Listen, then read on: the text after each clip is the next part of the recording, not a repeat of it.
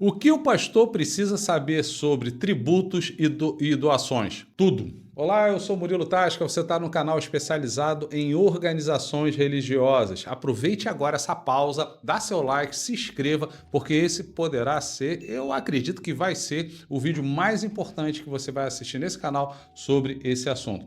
Aproveita, me responde o seguinte, você acha que igreja deve pagar imposto? Deixa aqui nos comentários enquanto a gente vai tratar desse tema. Pastor precisa saber sobre tributos e doações? Eu acredito que sim. Mas vamos lá.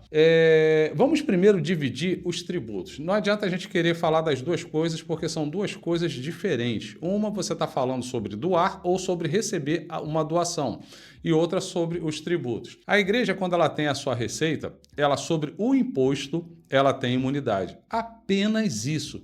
E aí tem uma grande, infelizmente, um erro crasso que as pessoas vão ecoando. A igreja não paga nada. Mentira, a igreja paga muita coisa. O tributo ele se divide em 5 partes. Nós temos os impostos, que de fato têm a imunidade, mas temos as taxas, contribuições especiais e empréstimos compulsórios. Sobre isso, sobre esses 4, a igreja não tem imunidade, ela paga. Vou dar um exemplo. Digamos que a igreja ela tem uma folha salarial de 50 mil reais. Todo mês ela tem que pagar 50 mil reais ali. E nessa folha você tem prestadores de serviço, você tem as pessoas que são os colaboradores, são registrados, CLT, enfim, toda a parte ali da folha de pagamento. 20% e mais o terceiro, que dá algo em torno de 24%, 25%, a igreja tem que pagar. Isso sai de dentro da receita da igreja. Então, de 50 mil reais, a igreja vai pagar do CPP, do patronal, R$ 12.500. Ela tem a obrigação de reter os IRs, ela tem a obrigação de pagar ali o IPTU, não o imposto predial, mas a taxa que vem, a taxa de coleta de lixo, a taxa de iluminação. Isso a igreja não tem imunidade. Então ela paga sim. Então precisamos primeiro entender sobre os tributos e o que a igreja paga e não paga. Ela tem imunidade sobre impostos. Aí sim, sobre operações financeiras, sobre IR, o imposto predial, o do IPTU, o imposto sobre as concessionárias, que no caso, em alguns casos, como o imposto é da concessionária, você aí sim vai pleitear a isenção. Mas, por exemplo, o IPVA dos carros da igreja, não se paga IPVA de igreja, porque tem imunidade. E se a sua igreja está pagando, você pode pedir, você pode retroagir os últimos 5 anos e vai receber esse valor de volta para a sua igreja. Uma outra coisa, as igrejas elas recebem muitas doações, então tem um imposto chamado ITCMD. Ela precisa registrar esse imposto, mas não pagar, entendeu?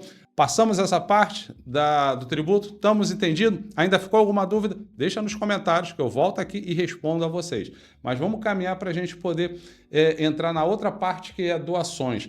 A igreja pode receber qualquer tipo de doação, desde que seja lícito. Não há problema nenhum, pode ser de bens móveis e imóveis, pode ser de valores, pode ser de bens e direitos, não há problema nenhum. Como eu falei anteriormente, a igreja ela precisa apenas fazer o processo do ITCMD, que é um processo estadual, não tem nada a ver com a parte federal. Ela precisa fazer o processo e na hora que ela for fazer, ela tem que colocar a imunidade sobre o imposto. Ela não paga, mas ela precisa fazer o processo do ITCMD. Ok? Afinal, é quem recebe é que paga o ITCMD. E sobre doações, as igrejas elas podem doar? Podem, mas muito cuidado para isso não ficar uma prática recorrente, porque isso pode gerar algum tipo de desconfiança. Até porque a igreja, ela quando recebe as doações, ela recebe para ela investir no ID, naquilo que ela entende que é o proselitismo, que ela vai levar o que ela acredita, independente da organização religiosa que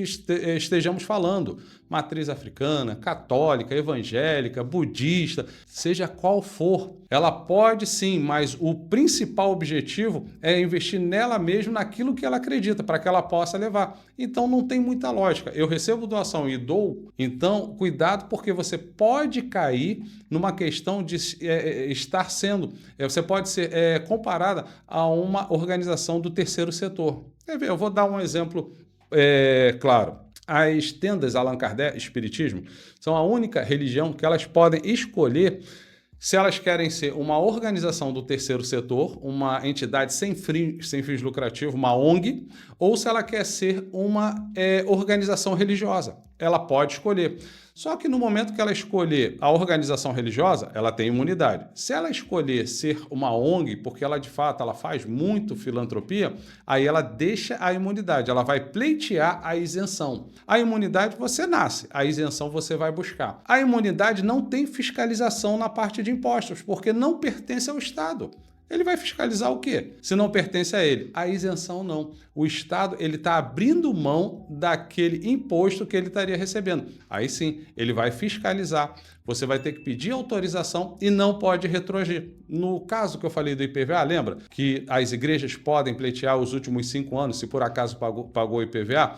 Já no caso das ONGs, elas não podem. É dali para frente. Conseguiu a isenção? É dali para frente. As organizações religiosas não. Elas podem pedir os últimos 5 anos. Então entendemos que a igreja pode doar, não é bom que ela fique doando de forma recorrente, porque afinal ela tem que investir nela mesma. Então não tem lógica. Isso pode até entrar no radar de uma investigação. Por que aquela organização religiosa está fazendo isso? Ela pode receber doação? Pode. Qualquer tipo de doação, desde que seja algo lícito. Ok, entendemos isso. E por que a igreja tem, então, a questão da imunidade? Isso é uma coisa que a gente pega aqui vários comentários que as pessoas têm uma dúvida muito grande. Por que elas têm a imunidade? Porque a igreja vai aonde o Estado não chega. Nós temos uma confusão muito grande achar que toda igreja ela é uma igreja grande, ela é uma igreja rica. Não é. Existe uma pesquisa onde fala que a cada 1000 igrejas, apenas uma igreja é grande. As outras são igrejas de bairro. Igrejas que fazem o seu papel ali, levando sopão, levando abraço, levando cobertor na época de frio, fazendo a diferença ali no bairro. Então, a igreja ela tem um papel muito importante dentro de um país. Nós temos o Estado cuidando da parte material e nós temos as organizações religiosas cuidando da parte espiritual. Desde o princípio, tudo sempre foi o Estado e o espiritual. Todas as colheitas que os povos antigos recebiam, eles faziam oferendas, tinha sempre essa crença. E você não pode tirar isso de um povo. Lembre-se, um país onde a liberdade religiosa ela é protegida, esse país tem uma democracia forte. A liberdade religiosa começa a entrar em risco, a democracia desse país está em risco. Preste atenção, olhe ao redor do mundo, olhe o que vem acontecendo, olhe o que já vem acontecendo no nosso país, porque nós não estamos vivendo uma perseguição como existe em outros países, como da Janela 1040, mas nós já vivemos uma perseguição branda. Olha, eu sei que o teu livro sagrado fala disso, mas politicamente correto você não pode falar não, tá? Opa, peraí.